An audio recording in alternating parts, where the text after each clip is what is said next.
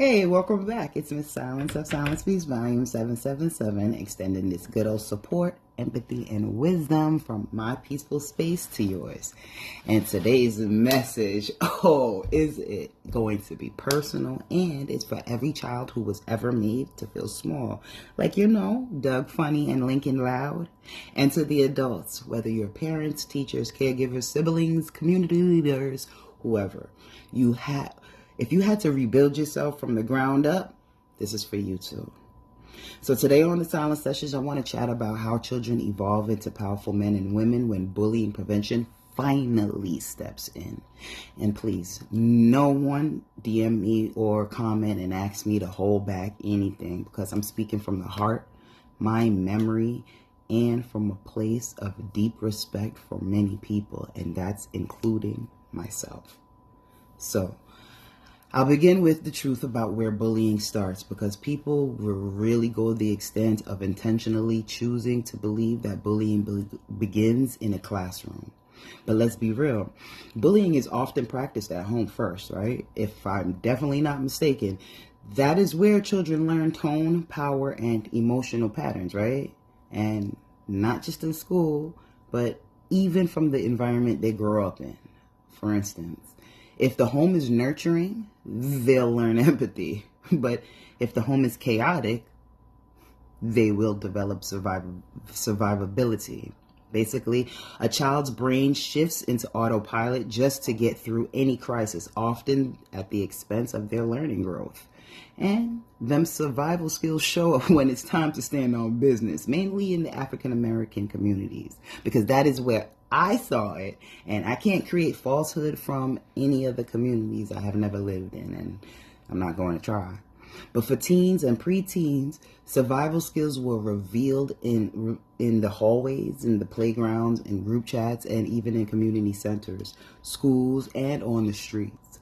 But don't you ever assume that these children wake up and just decide that they want to bully. Definitely not. They are like young life scientists who are consistently testing their environment of what they're absorbing and how to leak it. That makes sense. And the impact, it hits deep and it's long lasting. It shapes the identity of a child before a child even understands what identity is. And in my opinion, whether you care for it or not, it's not fair that any child should have to grow up with an image that was purposely designed to hurt them as adults. See, I grew up at 77 Locust Hill Avenue in Yonkers, New York. It's a 12-story multi-unit apartment building built in 1974, sitting on 2.34 acres of land. It's a building that housed hundreds of families. Many of them were working class, and many of them doing the best they could with what they had.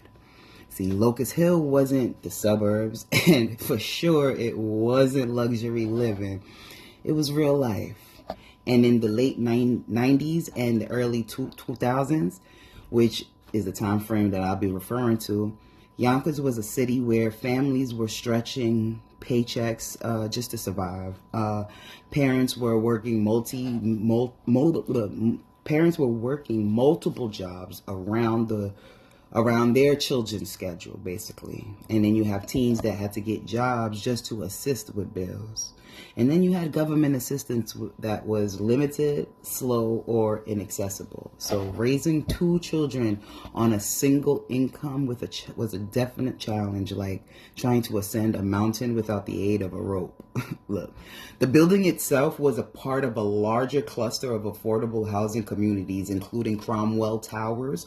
Basically, these were places designed for families earning well below the area's median income.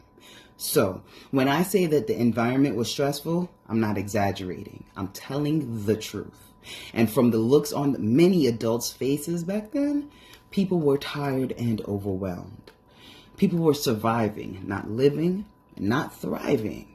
And when adults were stressed, unsupported, and financially stretched, oh, buddy, children sure did feel it. And I know they absorbed it and they carried it. See, as a teen, I was teased consistently for my weight, appearance, how I spoke, my personality, for not having the newest outfits, or even rocking the latest kicks. Basically, not fitting into the image people expected. And I just want to be super clear. I was not dirt poor, but I was not dripping in designer any of that things, you know. I wasn't walking around with money for days, and I certainly wasn't living in a home that made me feel like I was better than others. I was just a teen trying to exist, trying to do what I thought God would accept. Simple. But the environment I grew up in, although looking back now, things were much more affordable, but it wasn't built to nurture. It was built to create that make the best moment, that make the best of it moment for African American communities. And as long as people had the opportunity to steal from you, mistreat you, or downplay your efforts, the environment thrived.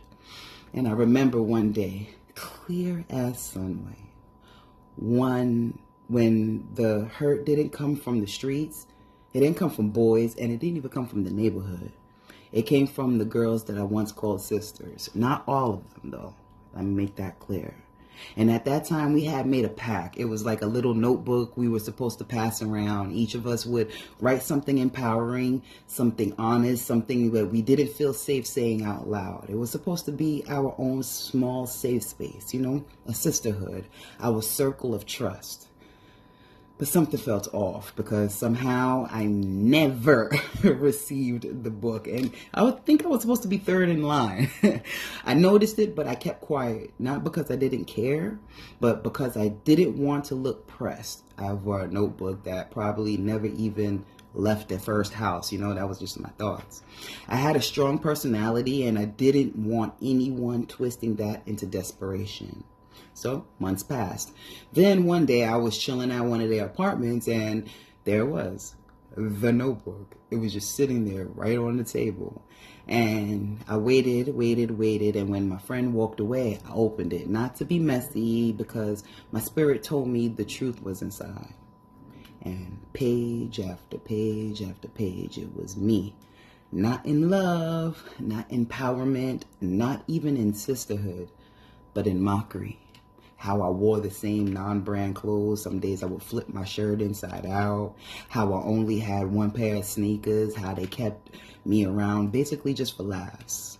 I was just the easy target. I didn't cry. I didn't scream. I didn't even ask why. I closed the notebook super quietly. I put it right in the middle of the table, and I walked out without saying a word. Simple. I noticed. Sometimes silence is the loudest truth you can give. The next day, actually it was the same day, I just started creating boundaries, real boundaries. I stopped assisting them with the little things I used to do so freely, and I stopped being available on demand. I stopped letting my loyalty be used as leverage. And let me tell you, it got heated because people who benefit from the lack of their boundaries will always get angry when you finally set them. And to this day, I still don't know why they did it.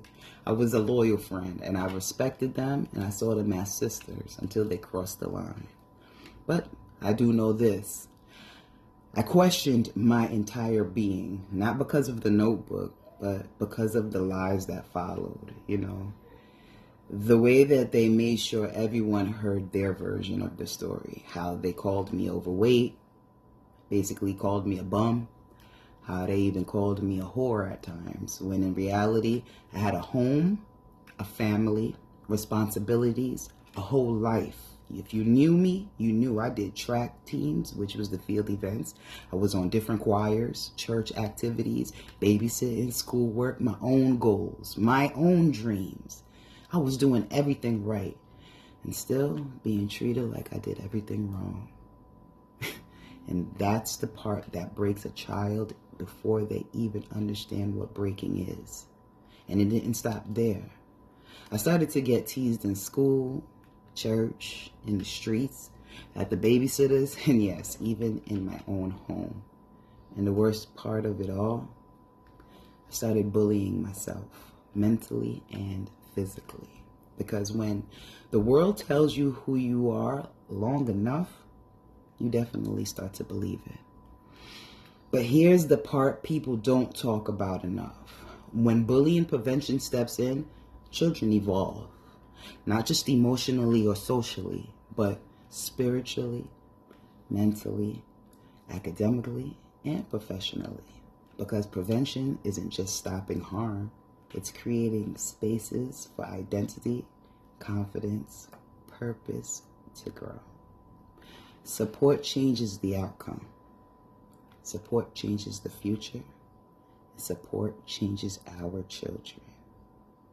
When a child finally hears, "You matter, you're safe, you're not the problem, you deserve respect, you deserve protection, and you deserve peace," something inside of that child shifts. Something opens, grows, and that growth, it becomes adulthood. So what happens when children are protected? Well, let me paint this picture very clearly. A child who is bullied but receives support becomes an adult who advocates for others, sets boundaries, leads with empathy, builds communities, creates safe spaces, and refuses to repeat the cycle. We see it every single day. Children who were teased for being quiet, they become powerful writers as well as speakers. Those children who were mocked for their appearance become stylists, trainers, and even wellness leaders. How about the children who were being bullied just because they were different? They become innovators, creators, and entrepreneurs of some of the greatest things that we see and love now. And importantly, those who were targeted at home become the adults who break generational patterns. Once a child realizes the problem was never them, they rise. I stand here today as Shadeen, as Miss Sylense. Not because life was gentle to me, but because I refused to let the environment that I was raised in define me. I evolved, and I'm still evolving. I was overlooked for years, even here in 2026, but because of the opinions of others, yet still I evolve and I shine. And I created SilenceSpeaksVolume777 and the Silence Sessions so children don't have to wait until adulthood to learn what I had to learn the hard way. You are not what they called you. You are not what they did to you. You are not the lies that they spread. And you are not the shame you carried. You are becoming. And becoming is powerful. Let me end with this. I love my people, our children, our resilience, our evolution.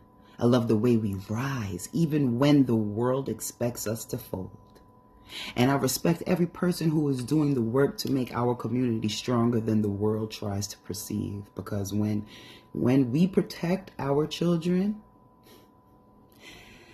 we protect our future. And when we teach them who they are, the world can't tell them who they're not. This is the Silence Sessions. This is the Saturday edition. And this is how we evolve. Peace.